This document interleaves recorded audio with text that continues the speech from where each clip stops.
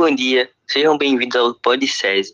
Hoje estamos com um químico muito importante para o nosso estado, para o nosso país, Brasil, que é o químico Dedeco, mais conhecido como André Luiz, mas para os mais amigos, mais próximos, Dedeco.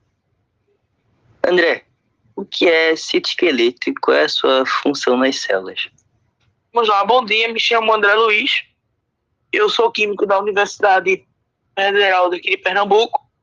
Vamos lá, o citoesqueleto é uma rede de estruturas filamentares presente no citoplasma das células, que sua função principal é fornecer suporte estrutural, manter a forma da célula e permitir o movimento celular, só isso. André, quais são os principais componentes do citoesqueleto e suas respectivas funções? Vamos lá, vou começar falando sobre o filamento de actina. São finos e flexíveis, compostos por monômeros de actina, e eles desempenham um papel fundamental na contração muscular, no movimento celular e na formação de projeções celulares, como microvilosidades e filopódios. O outro que eu vou falar é o microtúbulos. São estruturas ocas e rígidas, compostas por dímeros de tubulinas. Eles estão envolvidos no suporte estrutural, no transporte intracelular, na separação de cromossomos durante a divisão celular e no crescimento de ozônio. E o outro que eu vou falar, e por último, é os filamentos intermediários.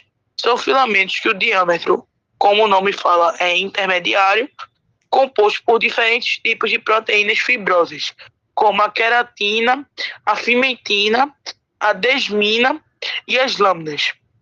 Eles fornecem resistência mecânicas às células e estão presentes em tecidos que são submetidos a estresses físicos, como a pele e os músculos. Muito bom, André. Como o citoesqueleto contribui para a forma e estrutura celular? Vamos lá. Para começar, o citoesqueleto contribui para a forma e estrutura celular através da sua capacidade de forma de uma rede tridimensional. Os filamentos do citoesqueleto se interconectam e se estendem em diferentes direções, conferindo estabilidade à célula e mantendo sua forma.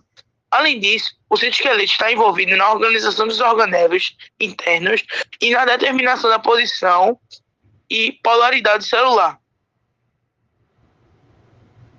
Os internautas aqui estão perguntando muito. Essa pergunta aqui é muito fácil para você, eu acho, né? Como o citoesqueleto está envolvido no movimento celular e na locomoção? Isso aí realmente é uma pergunta bem interessante. Mas vamos lá. O citoesqueleto nada mais que a diferença entre os filamentos de actina, os microtúbulos e os filamentos intermediários incluem sua composição química, diâmetro, estruturas e funções. Os filamentos de actina são compostos por monômeros de actinas e são responsáveis pela motilidade celular e pela formação de estruturas especializadas, como os filopódios. Os microtúbulos são compostos por dímeros de tubulina e têm diâmetro maior. Eles desempenham papéis no transporte intracelular e na organização dos cromossomas durante a divisão celular. Os filamentos intermediários são compostos por diferentes tipos de proteínas fibrosas e fornecem resistência mecânica às células. André, como o citoesqueleto está envolvido no movimento celular e na locomoção deles? Simplesmente de diferentes maneiras. Por exemplo, os filamentos de actina estão envolvidos na formação de protrusões celulares como lamelepídios e pseudopolis, que impulsionam o movimento da célula. Os microtúbulos estão envolvidos no movimento de cílios e flagelos, que são estruturas responsáveis pela locomoção de certas células. Além disso, o citoesqueleto também está envolvido na contração muscular. permitindo o movimento dos músculos. André, temos uma universitária aqui na produção e a pergunta que ela quer fazer é: quais são as doenças ou distúrbios associados à alteração no citoesqueleto? Isso aí realmente é uma pergunta que causa muitas dúvidas, certo? Eu vou falar simplesmente as três principais. Vou começar falando sobre as distrofias musculares. São um grupo de doenças genéticas que afetam os músculos e estão relacionadas às mutações em genes que codificam proteínas do citoesqueleto, como a distrofia. Exemplos incluem distrofia muscular de Duchenne e distrofia muscular de Becker. A outra doença que eu vou falar é a neurodegeneração. Algumas doenças neurodegenerativas, como a doença de Alzheimer e a doença de Parkinson, são associadas à alteração no citoesqueleto neural. Isso afeta a estrutura e a função dos neurônios, levando a sintomas característicos dessas doenças. E o outro que eu vou falar é a síndrome de... A síndrome de Love. É uma doença genética rara caracterizada por deficiências múltiplas, incluindo problemas renais, catraca congênita e retardo mental. É causado por mutações no gene OCRL1, que codificam a proteína envolvida na organização do citoesqueleto. E por último, eu vou falar sobre a epidermoliose bulhosa. É um grupo de doenças genéticas caracterizadas pela fragilidade da pele e das membranas mucosas. Alguns tipos de epidermoliose bulhosa estão associadas a mutações em genes que afetam os filamentos intermediários, como a queratina. André, os universitários têm muitas dúvidas nesse ponto.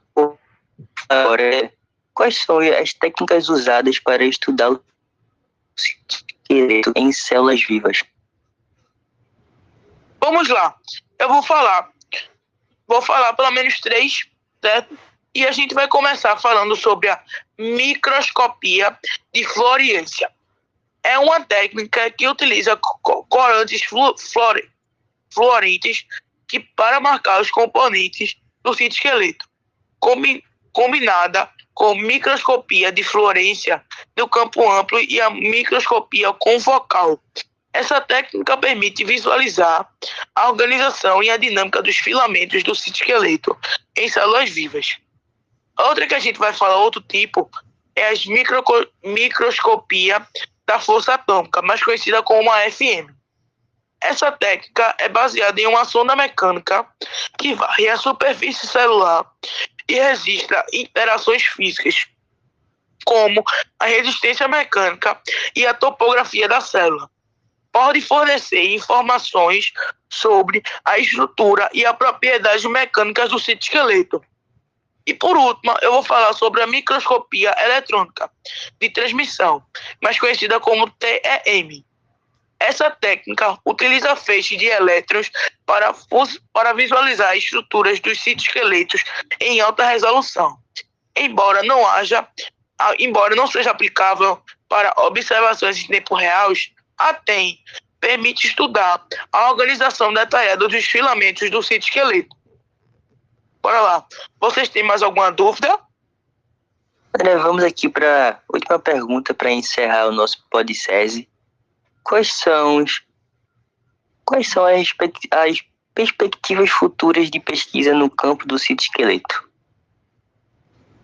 Vamos lá. Isso é uma pergunta assim, que envolve bastante coisas no futuro, certo? Mas bora lá. Começando com a dinâmica do citoesqueleto em alta resolução. Como eu tinha falado, o desenvolvimento contínuo de técnicas de microscopia de super alta resolução permitirá uma visualização ainda mais detalhada da estrutura e da dinâmica dos filamentos do citoesqueleto em nível molecular. Isso ajudará a elucidar os mecanismos de montagem e desmontagem dos filamentos, bem como as interações entre diferentes componentes do citoesqueleto. Outra coisa que eu vou falar é sobre a regulação e sinalização do citoesqueleto, que é compreender como as vias da sinalização intracelular influenciam na organização e na função do citoesqueleto, que é um campo de pesquisa de uma alta expansão. A identificação de proteínas reguladoras e modificadores pós-traducionais do citoesqueleto abrirá um caminho para novas terapias e intervenções terapêuticas. A outra que eu vou falar, por última, é a engenharia do citoesqueleto. A capacidade de controlar a organização e as propriedades do citoesqueleto em umas células vivas, que tem implicações significativas em várias áreas, como a medicina regenerativa, o desenvolvimento de biomateriais e de engenharias de tecidos. A pesquisa em engenharia do citoesqueleto, a busca de desenvolver métodos para manipular e direcionar o crescimento celular e a migração com aplicações potenciais na cicatrização de feridas e regenerações de tecidos e tratamentos de doença. Então foi isso aí, espero que vocês tenham gostado. Um pouquinho das minhas informações sobre esse tema muito, querendo ou não, que ainda é um pouco vago, certo? Que é o citoesqueleto. Eu consegui trazer aqui um pouco das minhas informações e dos meus conhecimentos sobre esse assunto. Espero que vocês tenham gostado. E é isso aqui. André, muito obrigado pela presença e por estar ajudando os nossos universitários, os nossos futuros químicos. E é isso.